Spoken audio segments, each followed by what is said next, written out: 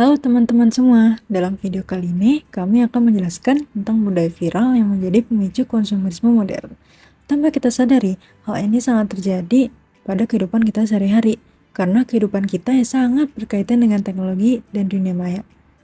Nah, sebelum kita lanjut, kita perkenalan diri dulu dong. Perkenalkan, nama saya Anjani Kenajla, kami semua dari jurusan di Cafe Animasi. Halo, nama aku Joya. Halo, nama saya Angel Nagrali. Nah, berikut ini adalah daftar isi yang akan kita bahas dalam video kali ini.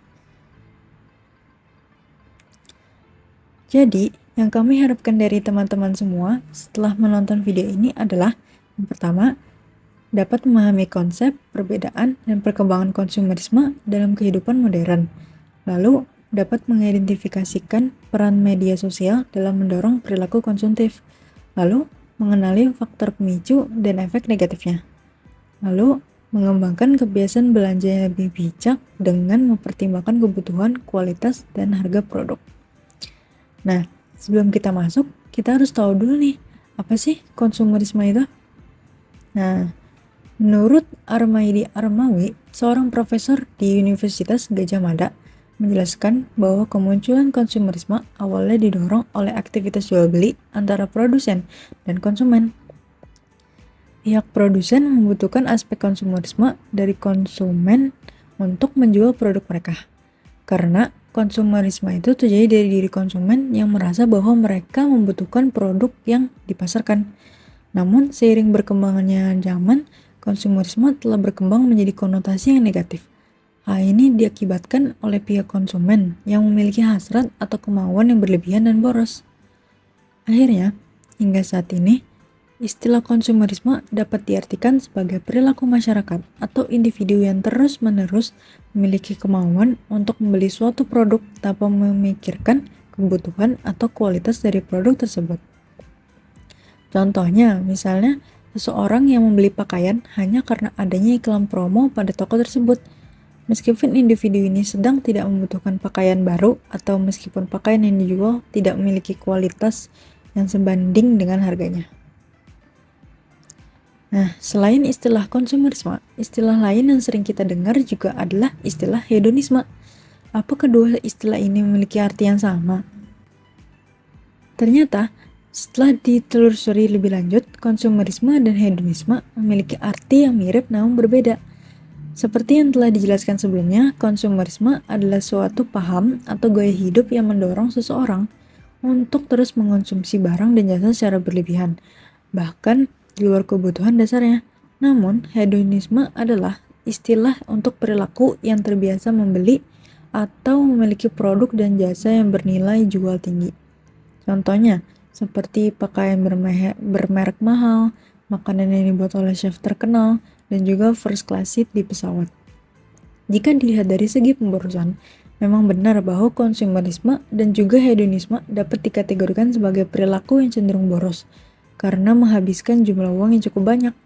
Inilah sebabnya kenapa kedua hal ini sering dianggap sebagai hal yang sama, meskipun pada kenyataannya ternyata memiliki arti yang berbeda. Baiklah, memasuki slide selanjutnya, apa itu tujuan dari konsumerisme bagi individu? Seperti yang telah dijelaskan sebelumnya, pada awalnya konsumerisme itu bertujuan sebagai salah satu aspek yang membantu menjalankan aktivitas jual beli antara produsen dan konsumen. Dan secara historikal, sebenarnya setelah Perang Dunia Kedua, budaya konsumerisme itu berkembang pesat sebagai strategi untuk memulihkan ekonomi global.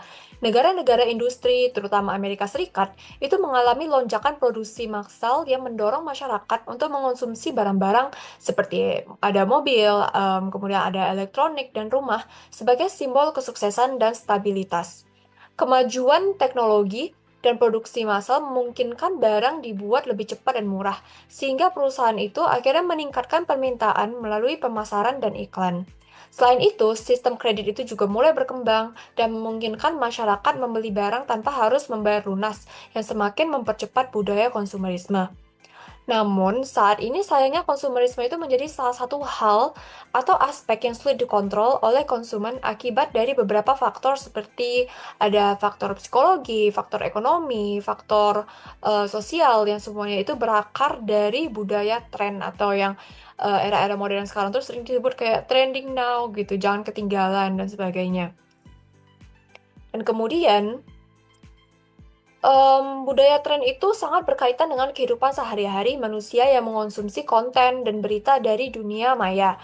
Budaya tren sendiri sebenarnya adalah sesuatu yang sedang naik daun atau sesuatu yang sedang digemari oleh masyarakat yang banyak dibagikan sebagai konten di media sosial. Maka dari itu, budaya tren itu sangat digerakkan oleh aktivitas media sosial masyarakat dan dapat menjadi acuan seseorang dalam menjalani kehidupannya. Selain itu, ada istilah yang kita semua tahu, yaitu viral. Sebagai istilah yang menunjukkan suatu produk atau topik yang sedang digemari oleh masyarakat yang berjumlah banyak dalam waktu yang sangat singkat. Namun, akibat dari topik media sosial yang terus berubah, hal-hal yang viral juga terus berubah agar para pengguna media sosial itu terus mendapatkan asupan konten baru yang tidak membosankan. Pergantian topik ini dapat membuat sesuatu yang sangat terkenal dalam waktu yang singkat, tetapi juga terlupakan dalam waktu yang juga sama singkat karena setiap detik itu pasti ada topik baru yang akan naik ke permukaan dunia maya. Dan tentu saja, budaya tren dan viral itu sangat berhubungan dengan peran iklan dan teknik marketing dari perusahaan-perusahaan sebagai produsen, di mana mereka semua itu harus berlomba-lomba dalam menaikkan topik produk mereka ke permukaan agar dapat menjadi sorotan di media sosial.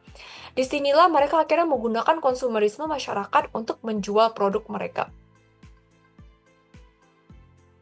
Oke, masuk adalah beberapa contoh produk viral yang mendorong konsumerisme masyarakat di Indonesia.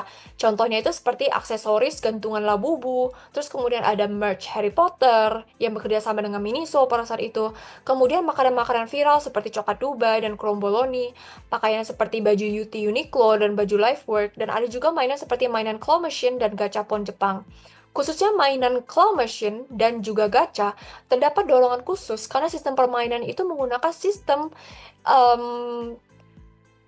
sebenarnya sistemnya itu sama seperti kayak sistem gambling yang mungkin itu tidak disadari oleh banyak orang karena dibungkus oleh teknik periklanan yang berfokus pada keseruan dan juga hadiah yang kiranya bisa didapatkan. Jadi claw machine dan gacha itu karena dorongannya itu adalah hal-hal random, kita mendapatkan hal yang mungkin bisa saja kita ekspektasikan, bisa saja tidak. Nah, itu yang memberikan dorongan kepada konsumen untuk terus-menerus memainkan permainan tersebut. Jadi seperti ada rasa ingin tahu dan rasa penasaran. Nah, kemudian tak sedikit juga masyarakat Indonesia itu mengalami FOMO atau disebut juga fear of missing out, yaitu ketakutan ketinggalan zaman atau ketakutan tidak bisa berbaur dengan kelompok masyarakat yang lain akibat dari tekanan yang muncul dari budaya tren dan viral. Dikutip dari inspigo.com, FOMO merupakan sebuah cycle konsumerisme, di mana terutama di era sekarang, keputusan membeli barang konsumer itu banyak sekali dipengaruhi oleh sosial media. Jadi mereka itu melihat kalau orang lain itu punya dan mereka itu enggak, sehingga muncul rasa ketidakpuasan dalam diri sendiri. Ketidakpuasan ini bisa dipenuhi dengan membeli barang sehingga mereka itu sama seperti orang-orang lain. Mereka punya barang yang sama dengan orang-orang lain.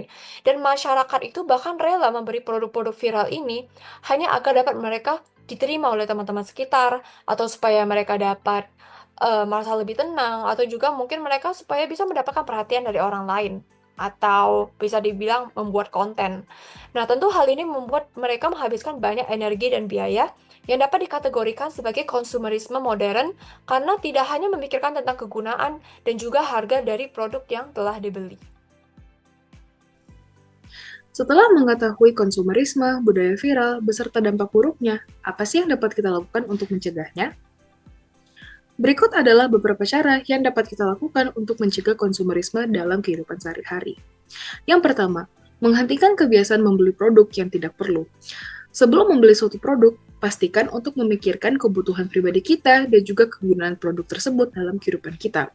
Apakah kita benar-benar membutuhkan produk ini, atau apakah karena kita ingin membeli hanya karena melihat orang lain membeli produk yang sama? Yang kedua, Selektif terhadap iklan yang beredar di sekeliling kita.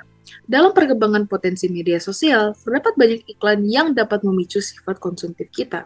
Kata-kata yang digunakan dalam iklan seperti promo spesial, jual murah, cashback, diskon, dan lain-lain merupakan teknik marketing perusahaan yang digunakan untuk menarik pelanggan. Maka dari itu, kita harus memastikan kualitas dari produk dan juga kebenaran dari iklan tersebut sebelum membeli. Yang ketiga, mempertimbangkan kualitas produk dengan harga.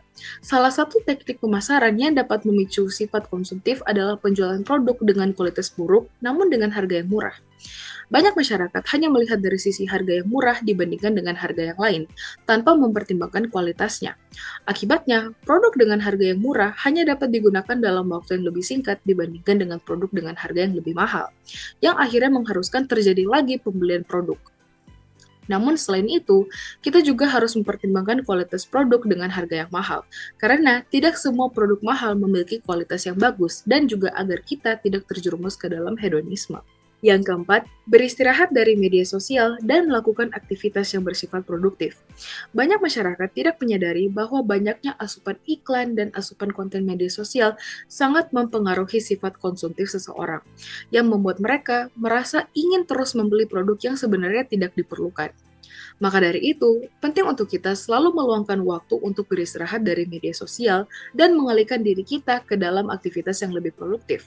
Contohnya seperti berolahraga, mengikuti kegiatan sosial, bermeditasi dan berefleksi, mempelajari hal-hal yang baru, ataupun juga melakukan hobi kita. Nah, dari semua penjelasan sebelumnya, kita dapat menarik sebuah kesimpulan bahwa budaya viral dan tren media sosial memiliki pengaruh yang besar terhadap pola konsumsi masyarakat. Konsumerisme modern bukan lagi sekedar kebutuhan, tetapi seringkali didorong oleh faktor psikologis, sosial, ekonomi, dan juga termasuk FOMO atau Fear of Missing Out. Perusahaan memanfaatkan tren dan strategi pemasaran untuk menarik minat konsumen seringkali tanpa mempertimbangkan kebutuhan yang sebenarnya. Oleh karena itu, penting bagi kita untuk bersifat lebih bijak lagi dalam berbelanja dan agar tidak mudah tergoda oleh tren sesaat. Sebagai penutup, dengan memahami bagaimana budaya viral mempengaruhi pola konsumsi, kita dapat lebih selektif lagi dalam membeli produk dan menghindari perilaku konsumtif yang berlebihan. Mari menjadi konsumen yang cerdas dan juga mempertimbangkan kebutuhan, kualitas, dan nilai manfaat sebelum membeli sesuatu. Berikut adalah kumpulan-kumpulan jurnal dan juga sumber yang kita gunakan dalam mengumpulkan data dalam video kali ini. Baiklah, akhir kata, kami berharap penonton sekalian dapat mengetahui lebih dalam lagi tentang konsumerisme dan juga budaya viral, dan kami juga berharap agar penonton sekalian dapat bersifat lebih bijak lagi dalam berbelanja ataupun membeli sesuatu, agar tidak terjerumus dalam konsumerisme. Terima kasih telah menonton, sampai jumpa di video selanjutnya.